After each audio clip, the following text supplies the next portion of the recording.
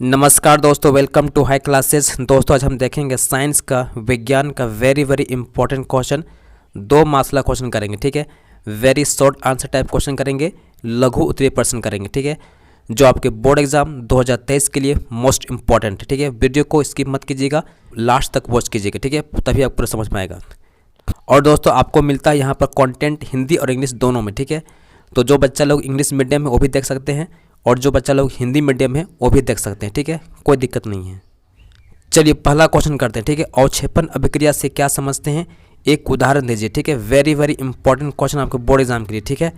इसका इंग्लिश में देखिएगा, what do you mean by precipitation reaction, give one example, ठीक है।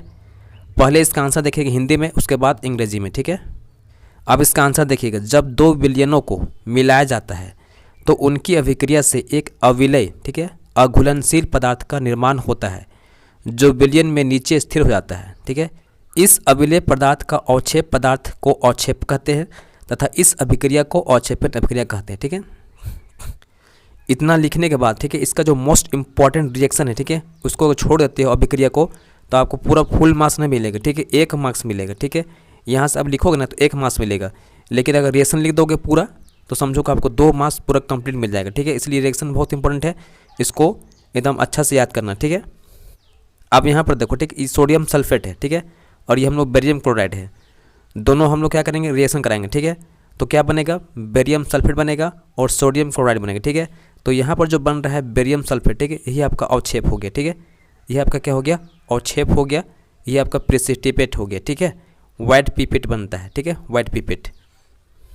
अब इसका आंसर देखिए अंग्रेजी में, precipitation reaction is a reaction in which N insoluble solid called precipitate is formed that separate from the solution, ठीक है।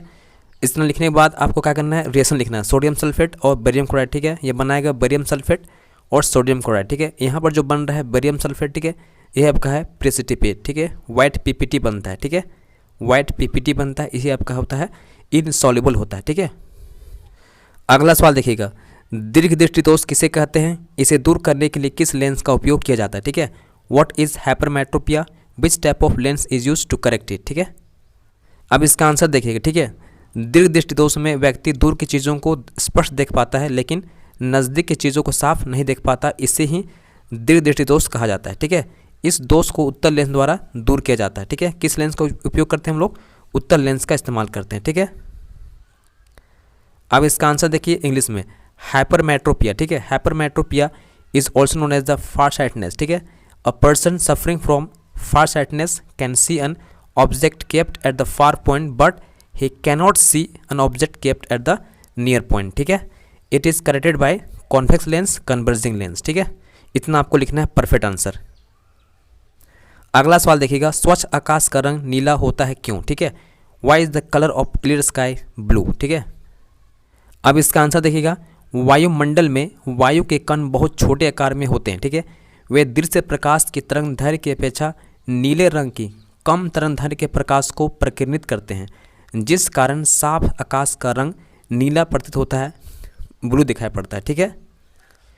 अब इसका आंसर देखिए अंग्रेजी में, a clear cloudless day time sky is blue because molecules in the air scatter blue light from the sun more than they scatter red light, ठीक है। बस इतना आपको लिखना है अंग्रेजी में, ठीक है, एकदम छोटा लिखना है, परफेक्ट लिखना है, ठीक है, तभी आपको फुल मार्क्स मिलेगा। अगला सवाल देखिएगा, मेंडलीफ ने अपने आवर्त सारणी तैयार करने के लिए कौन सा मापदंड अपनाया था, ठीक है। What were the criteria used Mendeleev in creating his periodic table.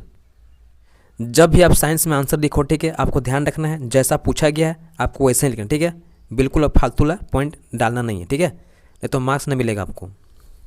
इसका आंसर देखिएगा, मेंडलीफ ने अपनी आवर्त सारणी में तत्वों को उनके मूल गुणधर्म, ठीक है, परमाणु द्रव्यमान तथा रासायनिक गुणधर्मों में समानता के आधार पर व्यवस्थित किया। बस इतना ही आपको लिखना है, ठीक है, जो कि 2 मार्क्स का क्वेश्चन है ये है, ठीक है। कितना लिखोगे, ज़्यादा लिखना नहीं है, ठीक है, एकदम परफेक्ट लिखना है, जैसा पूछा गया वैसे ही लिखना है, ठीक है।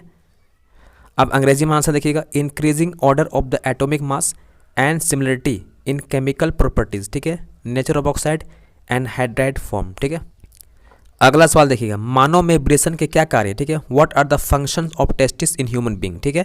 इसका आंसर देखिए उत्तर, ठीक है, मानव में विब्रेशन का मुख्य कार्य क्या होता है, शुक्राणु का निर्माण करना होता है और मादा हार्मोन टेस्टोस्टेरोन का उत्पादन करना होता है, बस। ठीक है, एकदम परफेक्ट आंसर, एकदम आपको पूरा फुल मार्क्स मिलेगा 2 में से 2। ठीक है, अब इसका आंसर देखिए अंग्रेजी में, the testis are responsible for the production of sperm cell and the male sex hormone testosterone, बस। ठीक है, अगला सवाल देखिएगा, सौर सेल किसे कहते हैं? ठीक है, व्हाट इज सोलर सेल?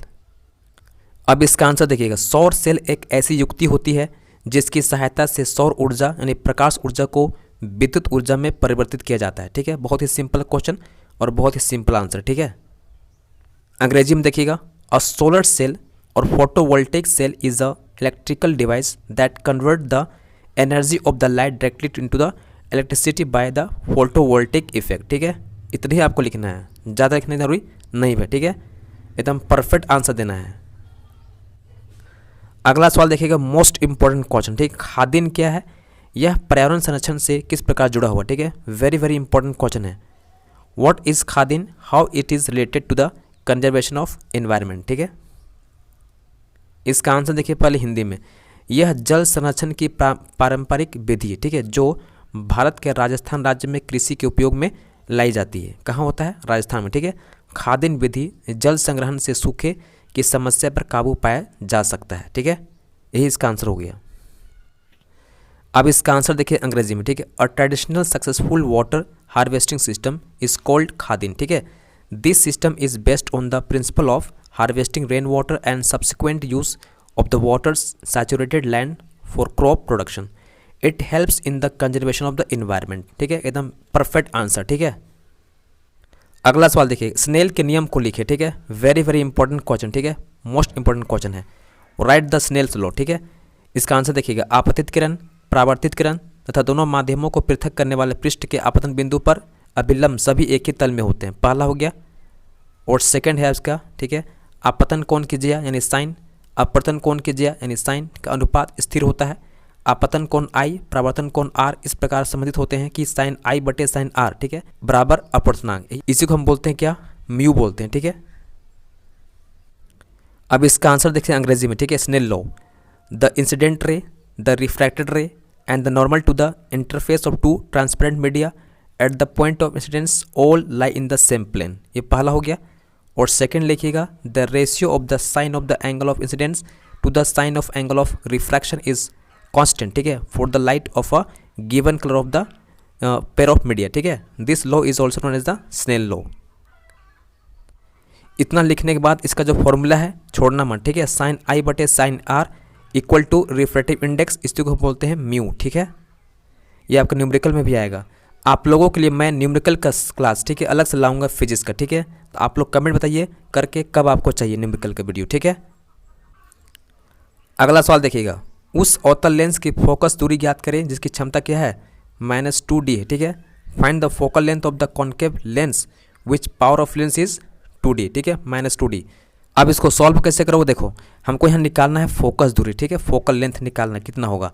हमको पता होता है कि पावर ऑफ लेंस, ठीक है, जो क्षमता होता है, ठीक है, लेंस की कितना होता है? 1/f होता है। ठीक है, अब यहाँ वैल्यू पुट कर दो, यहाँ p में दिया गया है -2। ठीक है, और 1/f हो जाएगा। तो हम जब f निकालेंगे, ठीक है, तो 1 जाएगा ऊपर, नीचे आएगा 2। ठीक है, इसको डिवाइड करोगे तो -0.5 आएगा। इसको 100 से गुना करना, चूँकि इसको सेंटीमीटर में चेंज करना पड़ेगा। ठीक है, ये मीटर में निकलेगा। ठीक है, तो कितना आएगा? 50 सेंटीमीटर आएगा। ठीक है, तो ऐसे इसका आंसर हो जाएगा। अगला सवाल देखिएगा, 3 ओम, 6 ओम तथा 9 ओम प्रतिरोध के 3 प्रतिरोधकों को किस प्रकार संयोजित करेंगे कि संयोजन का कुल प्रतिरोध 18 ओम 18/11 ओम हो? ठीक है, how will you connect this 3 register that is 3 ohm, 6 ohm and 9 ohm respectively so you get the resultant resistance 18 ohm और सेकंड आपका है 18/11 ओम। ठीक है, देखो इसको सॉल्व कैसे करोगे? बहुत ही सिंपल सवाल दिया है।